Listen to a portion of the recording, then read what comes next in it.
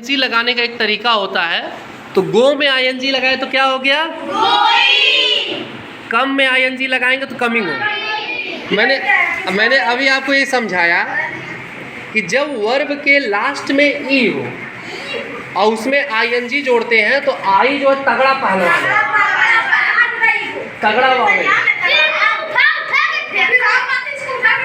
और ई को उठा उठा के पटक पटक के मारता है, ई गायब हो जाता है। क्या हो जाता है? ई।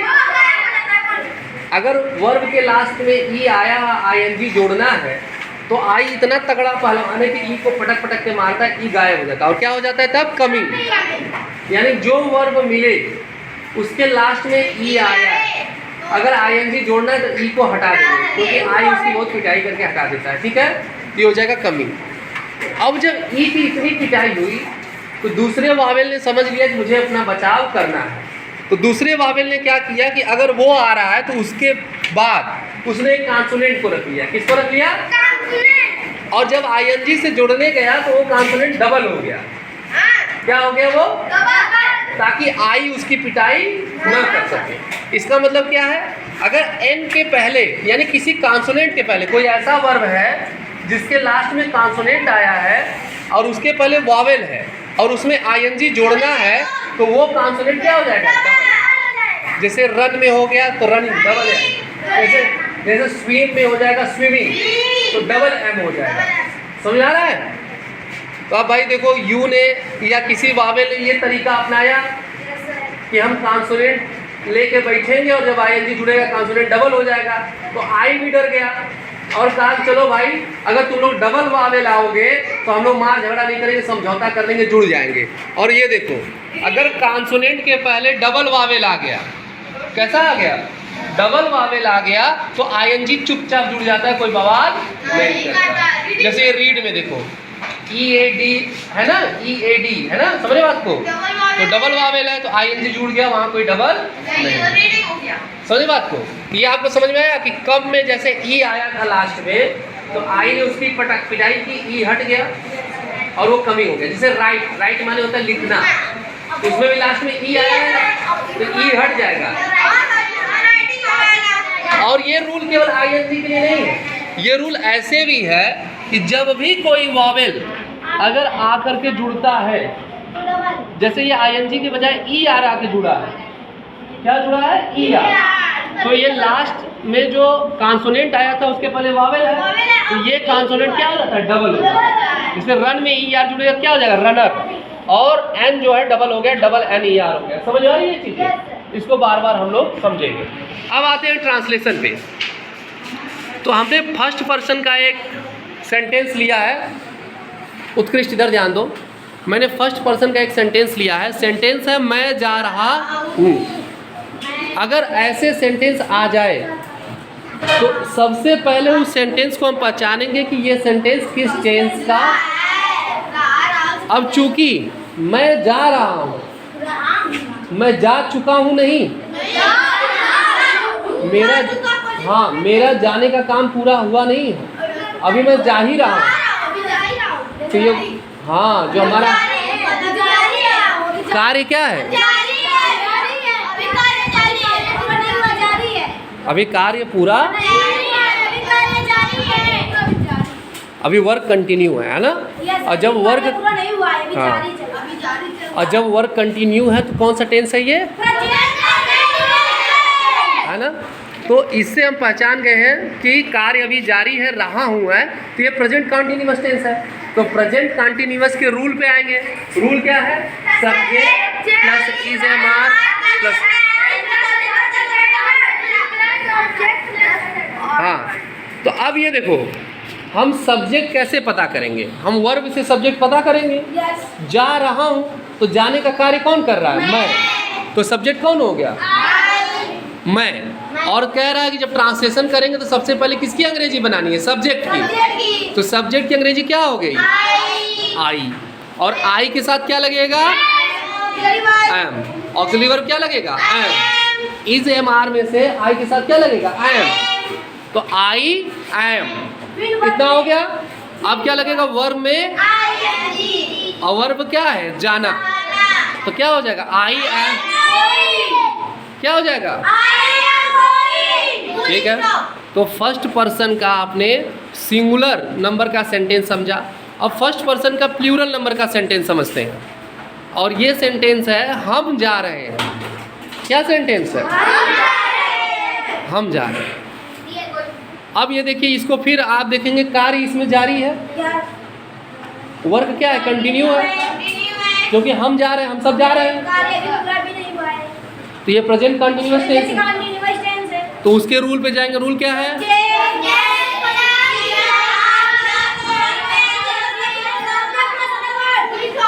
तो इसमें वर्ब क्या है? जाना। और कौन जाने का कार्य कर रहा है? तो सब्जेक्ट कौन हो गया? हम। तो सबसे पहले सब्जेक्ट की इंग्लिश बनाएंगे, तो हम की इंग्लिश क्या हो जाएगी? वी। अब वी के साथ क्या लगता है? वी के साथ कौन सा ऑक्सिलरी वर्ब लगेगा? वी, यू, दे और प्लूरल सब्जेक्ट साथ क्या ऑक्सिलरी वर्ब लगता है? आर। तो वी के बाद क्या हो जाएगा? आर। अब वर्ब में आईएनजी गोइंग, तो क्या हो जाएगा? We are. तो आपने फर्स्ट पर्सन के सिंगुलर नंबर और प्लूरल नंबर के सेंटेंसेस आपने समझ लिए। अब सेकेंड पर्सन हम किसे कहते हैं? जो ऑडियंस होता है। ऑडियंस की स्पेलिंग बताइए।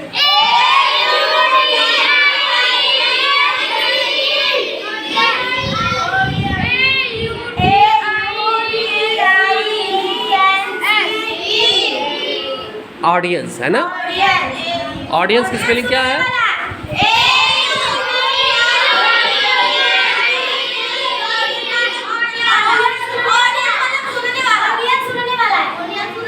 ऑडियंस मतलब सुनने वाला ही सेकंड पर्सन हो जाएगा। जैसे मैं बोल रहा हूँ तो आप लोग सुन रहे हैं, जब मैं बोल रहा हूँ तो मैं फर्स्ट पर्सन, आप सेकंड पर्सन। लेकिन जब आप बोल रहे हैं तो आप फर्स्ट पर्सन, मैं सेकंड पर्सन। मेरे लिए आप यू का यूज करेंगे, अपने लिए वी का यूज करेंगे। हाँ, तो यहाँ देखिए ये सेकंड पर्सन जो हो गया, जिसे हम ऑडियंस कहेंगे, है ना? अब सेकंड पर्सन में सिंगुलर नंबर का सेंटेंस देखेंगे, जहाँ पे सिंगल पर्सन के लिए यूज किया जा रहा है। अब बोल रहा है तुम जा रहे हो। क्या बोल रहा है? तुम जा रहे हो। अब जा रहे हो, कार्य क्या है? जारी है। तो कौन सा टेंस है? Present continuous. रूल पे जाएंगे। रूल क्या है?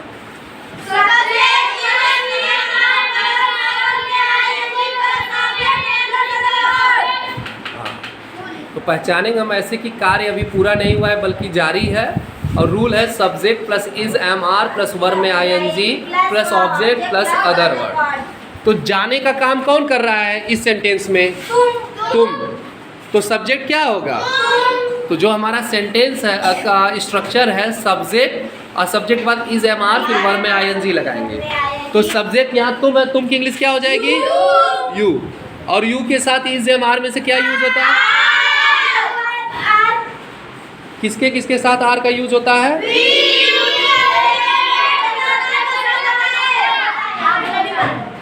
We, you, they plural subject साथ किसका यूज होता है? तो यू के बाद क्या हो जाएगा? आर।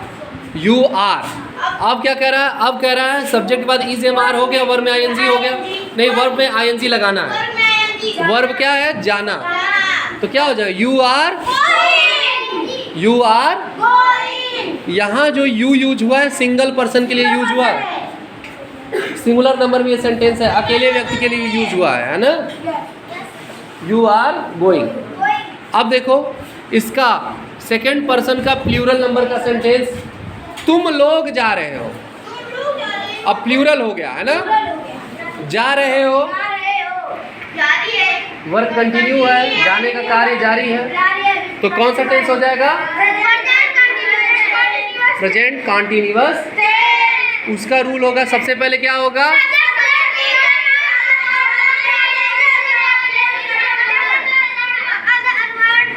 तो इसमें जाना कौन जा रहा है? इसमें तुम लोग जा रहे हैं। सेकंड पर्सन है तो तुम की इंग्लिश भी यू होती है और तुम लोग की इंग्लिश। तो सब्जेक्ट क्या हो जाएगा? यू। अब यू के बाद इज एम आर का यूज होना है। यू के साथ किसका यूज होगा? यू के साथ किसका यूज होगा? तो क्या हो जाएगा यहाँ पे? यू आर, और फुल स्टॉप लगाना भूलना है ना, क्योंकि sentence begins with capital letter and ends with full stop. ये अफर्मेटिव सेंटेंस, असर्टिव सेंटेंस है तो कैपिटल लेटर से शुरू होगा, फुल स्टॉप से एंड। चलो अब थर्ड पर्सन पे आते हैं। थर्ड पर्सन में कौन कौन से प्रोनाउन आते हैं? ही, सी, इट। ही किसके लिए यूज होता है? मेल के लिए यूज होता है ना, पुरुष के लिए। शी किसके लिए यूज होता है? फीमेल के लिए। इट किसके लिए यूज होता है? हाँ, न्यूट्रल जेंडर के लिए, इंसेक्ट के लिए, वस्तुओं के लिए। और दे क्या है? लोगों के लिए, प्लूरल नंबर के लिए, है ना।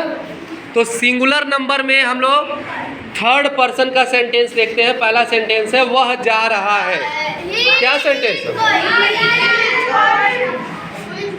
वह जा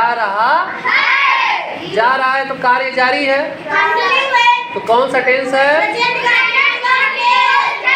present continuous. Present continuous tense का रूल क्या है?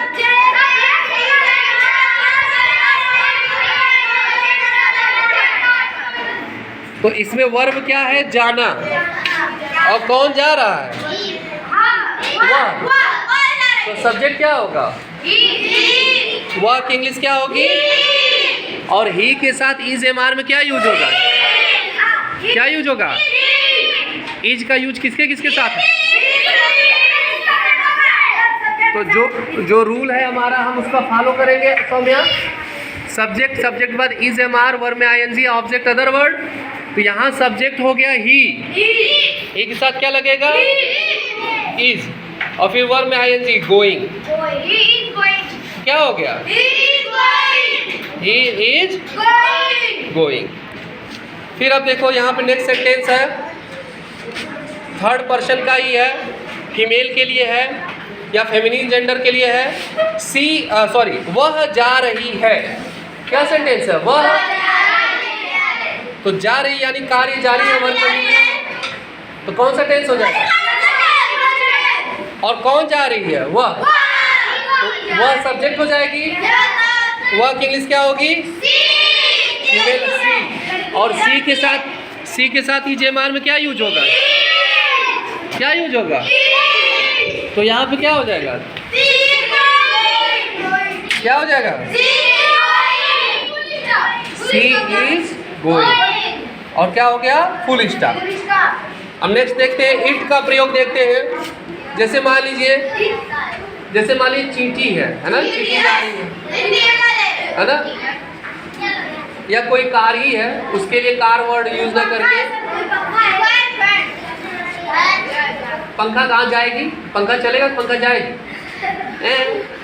कार जाएगी ना। कार मान लीजिए जा रही है ना, या चींटी जा रही है या बकरी, उसके लिए इट का प्रयोग करें। यह जा रही है, तो वर्ग कंटिन्यू है, तो कंटिन्यूअस टेंस है। और सब्जेक्ट यह है, सब्जेक्ट इंग्लिश क्या होगी? इट। और इट के साथ भी किसका यूज करेंगे? इज का। तो क्या हो जाएगा? यह जा रही, क्या हो जाएगा? तो ये थर्ड पर्सन का सिंगुलर नंबर का ये सेंटेंस हुआ, ठीक है। अब थर्ड पर्सन का हम प्लूरल नंबर का सेंटेंस देखेंगे। और प्लूरल नंबर का जो सेंटेंस है वो ये है, वे जा रहे हैं। तो वर्ब क्या है? जा रहे हैं। तो वर्ब कंटिन्यू है, तो कौन सा टेंस हो जाएगा? ये कंटिन्यूअस। वे जा रहे हैं ना। और कौन जाने का कार्य कर रहा है? तो सब्जेक्ट क्या हो जाएगा? दे। सब्जेक्ट क्या है? दे। और उसके बाद क्या? सब्जेक्ट दे है, सब्जेक्ट है दे। इसके बाद क्या लगा है? Is am are. और वर्ब में क्या है? फिर क्या है? ऑब्जेक्ट, फिर अदर वर्ड, है ना। तो वे जा रहे हैं, तो वे की इंग्लिश क्या हो जाएगी? फिर उसके बाद क्या हो जाएगा? दे। क्या हो जाएगा? They are going. ठीक है, ये चीज आपके समझ में आई? तो ये आज हमने कौन सा टेंस पढ़ा? प्रेजेंट कंटीन्यूअस टेंस कैसे पहचानेंगे हम? उसमें कार्य पूरा नहीं हुआ है जबकि कार्य जारी, और वाक्य के अंत में क्या होता है?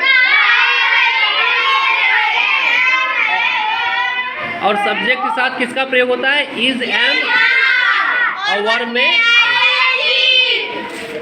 कल हमने आपको कोई बात बताई थी आपको? क्या बताया था? हमने बताया था कि पुणे में जो है एक लड़का था जिसकी उम्र 17 साल 8 महीने थी। वो लड़का बिना नंबर की गाड़ी, बिना रजिस्ट्रेशन की गाड़ी चला रहा था, ना उसके पास ड्राइविंग लाइसेंस भी नहीं था। उस लड़के ने यातायात नियमों का उल्लंघन किया था। किसका उल्लंघन किया था? यातायात नियमों का उस लड़के ने उल्लंघन किया था, और उसने शराब भी पी रखी थी। और उसने जो गाड़ी चलाई, वो गाड़ी इतनी स्पीड में चलाया कि कई लोगों का उसकी गाड़ी से एक्सीडेंट हो गया, जिसमें 2 लोगों की मौत हो गई। जो 2 बेचारों की मौत हुई वो दोनों इंजीनियर थे। एक लड़का था, एक लड़की थी, यानी युवावस्था वाले थे। एक घर ने अपने बेटे और एक घर ने अपनी बेटी को खो दिया। उन बेटे और बेटी को खो दिया जिनको लाड प्यार से पाला, बहुत दिनों तक उनकी पढ़ाई की। अब समय था कि बुजुर्गावस्था में वो उनका साथ देते, लेकिन उसके पहले ही उनके बाप ने उनकी कंधी उठाई, उनके पिता ने उनकी कंधी उनकी वो क्या कहते हैं उसको, कंधे पर अर्थी उठाई। और इसलिए उठाई कि किसी ने यातायात नियमों का पालन नहीं किया, इसलिए उठाई कि किसी ने नशे में गाड़ी चलाई। तो इसीलिए मैं आप सबसे कहता हूं कि यातायात के नियमों का पालन करना है। यातायात के नियम क्या है? यातायात का नियम क्या है? सड़क के किस तरफ चलना है? भारत में सड़क के बाईं तरफ चलना। और कैसे चलना है? एक के पीछे। अगर सड़क क्रॉस कर रहे हैं तो क्या करना है? दोनों ओर देख लेना। देखिए यहाँ पर आकृति कक्षा 2 में जब पढ़ती थी तो उन्होंने बहुत अच्छा यहाँ पे ट्रैफिक लाइट की एक पिक्चर बनाई है। ये ट्रैफिक लाइट्स का कुछ मतलब होता है। अगर रेड लाइट जल रही तो क्या करना है? सड़क पे आप जा रहे हैं, वो ट्रैफिक लाइट्स लगी है और रेड बत्ती जल गई, रेड लाइट जल गई तो आपको रुकना है। और फिर येलो लाइट जलेगी तो आपको अपनी गाड़ी स्टार्ट करना है या तैयार रहना है, और ग्रीन लाइट पे आपको जाना है। जब भी आप महानगरों में जाएंगे या जहाँ भी ट्रैफिक लाइट्स लगी है तो इन ट्रैफिक लाइट्स का आपको पालन करना चाहिए। भले ही सड़क पे गाड़ी हो चाहे गाड़ी ना हो। कभी लगे कि सड़क पे तो कोई गाड़ी है ही नहीं तो हम क्या करें कि हम तो निकल जाएं, भले रेड लाइट जल रही है, लेकिन आप रेड लाइट की तरफ हो जहां आपको रुकना चाहिए, और दूसरी तरफ कोई गाड़ी चला रहा था, ग्रीन लाइट जला हुआ था और वो बहुत तेज़ी से चलता हुआ आ जाएगा, तो आपको तो रुकना था लेकिन आप भी चल दिया, और वो ग्रीन लाइट था तो वो चल ही रहा था, तो आपका एक्सीडेंट हो जाएगा, आपकी मौत हो सकती। धीरे धीरे बेटा जैसे जैसे आप लोग बड़े होगे इन ट्रैफिक रूल्स को आपको सीखना है। आज क्लास में आप लोग कितने लोग हैं? 1, 5, 7, 11, 15, 19, 23, 27, 31, 36, 40, 44, 47 और 51। अगर 51 लोग ट्रैफिक रूल्स का पालन करोगे तो बहुत सारी मौतें बच जाएंगी, बहुत सारे लोगों की मौत नहीं होगी, बहुत सारे लोगों के पैर नहीं टूटेंगे, बहुत से लोगों की आंखें नहीं जाएंगी, और सबसे पहले हम लोगों का भी फ़ायदा होगा कि हम भी सुरक्षित रहेंगे। तो बेटा सड़क पे जब भी चल रहा है यातायात नियमों का पालन करें। दूसरी चीज़, कल ही अभी था जैव विविधता दिवस। बेटा गर्मी का मौसम है, आप लोग देख रहे हो ना गर्मी कितनी ज़्यादा लग रही है, गर्मी की छुट्टियाँ चली रही हैं। तो गर्मी से बचने के लिए इसका उपाय ये नहीं केवल हमें AC खरीद लें, AC से भी CFC गैस का जो है उत्सर्जन होता है जो हमारे वातावरण पर्यावरण के लिए नुकसान पहुंचाती है। उससे बचने के लिए ज़रूरी क्या है कि हम पेड़ लगाएं, और न केवल पेड़ लगाएं बल्कि पेड़ को बचाएं। जैसे आप लोग एक पेड़ को रोज़ पानी दे रहे हैं, उसको ईंट से घेर दिया कोई जानवर ना खाए, वैसे जहाँ भी पेड़ है उन पेड़ों की हमें रक्षा करनी है। पेड़ न केवल हमें ऑक्सीजन देते हैं बल्कि फल और सब्जियाँ भी देते हैं। जैसे कटहल, आप कटहल के पेड़ पाते हैं ना, बहुत फ़ायदेमंद होता है कटहल की सब्जी। पपीता, हरा पपीता एकमात्र फल है जिससे सभी प्रकार के विटामिन मिलते हैं। तो पेड़ों को बचाना है, पेड़ों को लगाना है। पेड़ हमें ग्लोबल वार्मिंग से भी बचाएंगे। किससे बचाएंगे पेड़? हमें ग्लोबल वार्मिंग से भी बचाएंगे। जो पृथ्वी हमारी गर्म हो रही है, जिससे हमारे जो ग्लेशियर्स हैं, जिनसे हमें स्वच्छ पानी मिलता है, नदियों में पानी आता है, वो सब ज़्यादा तेज़ी से न पिघल जाए और पानी खत्म ना हो जाए, इसके लिए हमें पेड़ को लगाना है, पेड़ को बचाना है।